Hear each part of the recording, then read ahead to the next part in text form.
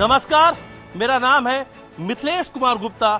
कहता है वोटर का कारवां पहुंच चुका है मध्य प्रदेश के अयोध्या। 1990 से बीजेपी का विधानसभा क्षेत्र नंबर 4 पर है कब्जा। 33 साल से गौड़ परिवार लगातार चुनाव जीत रहा है। यानी मध्य प्रदेश के विधानसभा क्षेत्र नंबर 4 की जितनी पुरानी राजनीति है उतने ही पुरानी राजनीति की विरासत समेटा हुआ ये होलकर वंश की छतरी है। ये छतरियां विधानसभा क्षेत्र नंबर 4 के राजनीति की इतिहास है।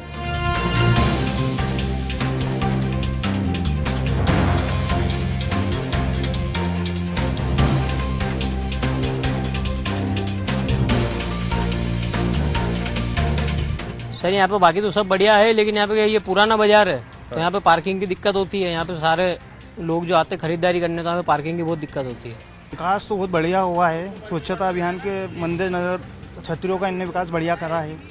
यहाँ पर जो भी सुंदरीकरण हुआ है बढ़िया। अच्छा, क्या लगता है कि अभी क्या बदलाव की जरूरत है? क्या लगता है कि क्या बदलाव की तो कोई जरूरत नहीं। हमारे यहाँ ना भाजपा सरकार के शासनकाल में अधिकतर कार्य जो रुके हुए थे सारे कार्य हुए हैं। मेरे हिसाब से तो बहुत बढ़िया है। बीजेपी ने अच्छा काम कर रखा है। इस बार किन मुद्दों पे आप वोट डालने वाले हैं? बीजेपी किन क्या मुद्दे क्या रहने वाले हैं? मुद्दे की सड़क वड़क भी अच्छा काम चल रहा है। डेनिश का काम भी अच्छा हुआ है। रोड का नर्मदा लाइन आ गई सब दूर। मतलब बढ़िया काम हुआ है पहले से तो।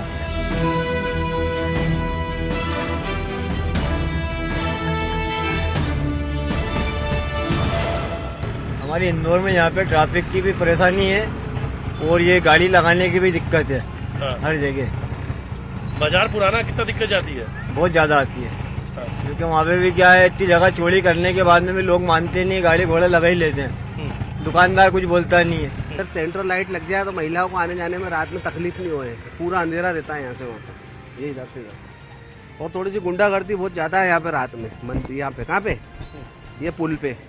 हाँ अच्छा, हाँ, पुल पे बहुत गुंडागर्दी है। यहाँ पे आवारा किस्म के लोग आते हैं और दारू वारू पीते हैं और सब गंदगी करके जाते हैं। तो ये अपने गार्डन में इनमें खेल की जो परंपरा रहती है उनको बढ़ाना चाहिए। अच्छा, और पार्किंग वार्किंग को लेकर थोड़ा ध्यान देना चाहिए। बाकी लग रहा है कि बाकी सब विकास हुआ है। बीजेपी है इधर।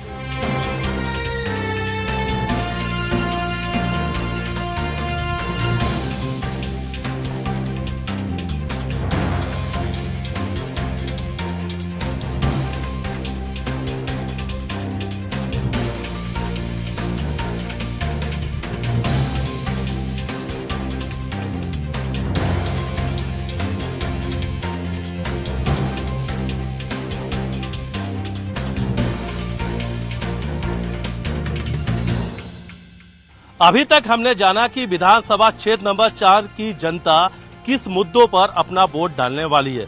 सबसे पहले मैं आपको बताना चाहूंगा कि विधानसभा क्षेत्र नंबर 4 को अयोध्या कहा जाता है। अब अयोध्या क्यों कहा जाता है, इसका पहला सवाल हम बीजेपी से ले लेते हैं। पूछेंगे कि आखिर अयोध्या क्यों कहा जाता है। तो सर, क्या लगता है कि 4 नंबर क्षेत्र को अयोध्या क्यों कहा जाता है? सर, अयोध्या जो थी ना, वो एक राम की नगरी थी। वो एक ऐसी मर्यादा नगरी जहाँ किसी भी प्रकार का कोई आतंक और गुंडागर्दी नहीं होती ना, ये होती थी। विधानसभा 4 इंदौर शहर के किसी एक विधानसभा है कि जहाँ पे कोई गुंडागर्दी नहीं है, कोई क्या बोलते हैं कब्जे नहीं होते हैं। किसी भी प्रकार का जो राम राज्य जो होता है वो वास्तव में राम राज्य है, इसलिए इसको अयोध्या कहते हैं। अगर एमपी में बात करते हैं अयोध्या तो सीधा 4 नंबर का जिक्र होता है। ये नाम कहाँ से आया और ये 4 नंबर क्षेत्र की जो पहचान है अयोध्या के रूप में कैसे बनी? देखिए, मैं नाना भैया की बात को थोड़ा आगे बढ़ाता हूँ। जो भारतीय जनता पार्टी की अयोध्या 4 नंबर विधानसभा बोलते हैं तो ये सिर्फ बोलने से नहीं है, ये यहाँ पर होता भी है। हमारे पूर्व में जब लखन दादा की अयोध्या इसको बोला जाता है, लखन दादा ने जो शुरू में चुनाव लड़े यहाँ पर तो एक सांस्कृतिक राष्ट्रवाद की और ये संकल्पना को लेकर चुनाव लड़ा। दादा ने सबसे पहला चुनाव जो लड़ा, यहाँ पर पूर्व में शराब बांटना, इस तरह की अवैध गतिविधियां करना और उसी हिसाब से चुनाव बांटने की प्रक्रिया चलती थी। लेकिन उन्होंने उसको परिवर्तित करते हुए दूध के कड़ाव लगाए और इस तरह की एक झंडा और 2 ढोल दूसरा उन्होंने चुनाव लड़ा। तो इस तरह के जो नए नए कीर्तिमान उन्होंने रचे, उस हिसाब से भारतीय जनता पार्टी की अयोध्या ये उस पर लगातार काम करती गई। और आज जो भारतीय जनता पार्टी का हमारा जीतने का ग्राफ है वो लगातार बढ़ रहा है। आप इस पिछले चुनाव का आप देखेंगे तो बहुत सी विधानसभा सीटों पे हमने लीड कम हुई है, लेकिन 4 नंबर विधानसभा में हमने बहुत अच्छे मार्जिन से ये सीट जीती और जीत का प्रतिशत भी अच्छा रहा। राकेश जी, अयोध्या की अगर बात की जाए तो 1990 से बीजेपी के कब्जा है और पिछले 30 सालों से गौड़ परिवार का कब्जा है। अयोध्या बड़ी चुनौती है।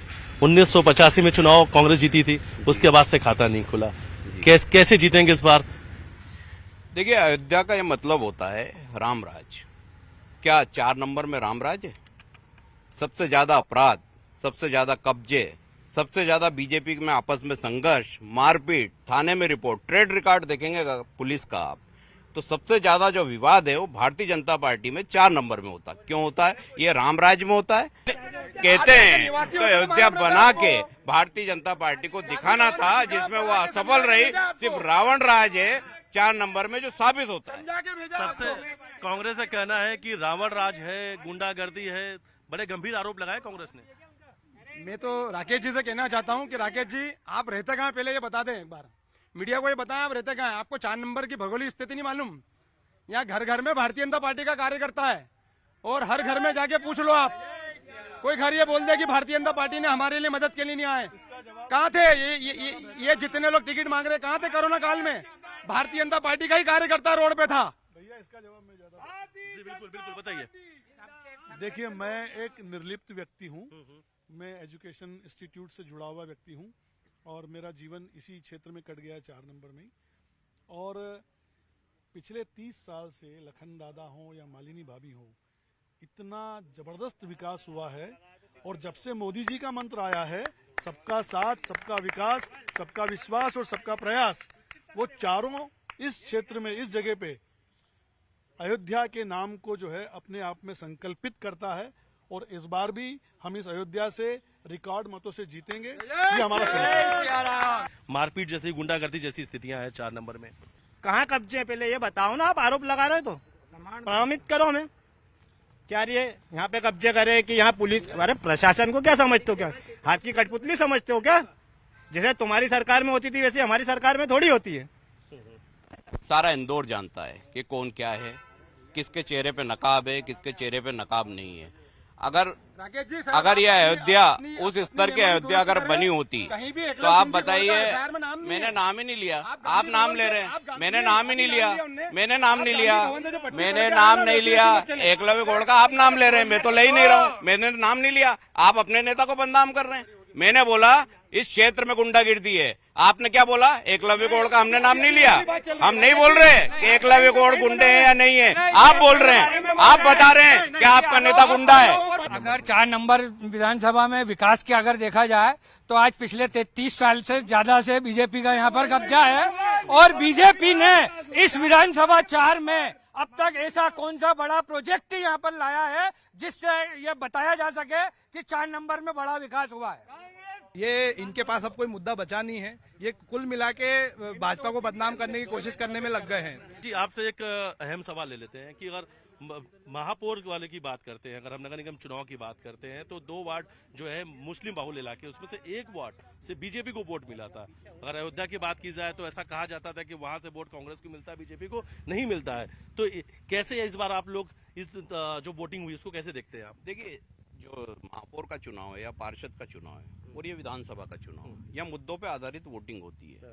उसमें मुख्यमंत्री का कार्यकाल, मुख्यमंत्री के काम, शिवराज सरकार के काम, वो सब मद्देनजर रख के वोट किए जाते हैं। क्या मुद्दे रहेंगे इस बार इस 4 नंबर क्षेत्र? क्या मुद्दे? घबराहट इतनी है कि नोनो जो सीनियर लीडर थे उनको नीचे डिमोशन करके, कभी आपने सुना थानेदार को हवलदार बना दिया, 1 नंबर में घूम रहे हैं हवलदार बन के। ऐसे और भी नेता घूम रहे हैं। अब कौन बनेगा मुख्यमंत्री? यहाँ तो कमलनाथ जी हैं, वहाँ तो पता ही नहीं है। नरेंद्र सिंह तोमर, कैलाश विजयवर्गीय हैं, या प्रहलाद पटेल हैं या वो अन्य कोई ऊपर से आ जाएगा। तो जब यही नहीं पता है कि कौन बनेगा मुख्यमंत्री, बिना सेनापति के चुनाव लड़ने जा रहे हैं, तो ऐसी पार्टी जिसमें चुनाव लड़ने अगर जाने की क्षमता नहीं है आपको मुख्यमंत्री का नाम घोषित करने की, तो आप कैसे ये बोल सकते हैं कि आप मध्य प्रदेश में चुनाव जीत जाओगे? सवाल एक सीट का नहीं है, सवाल मध्य प्रदेश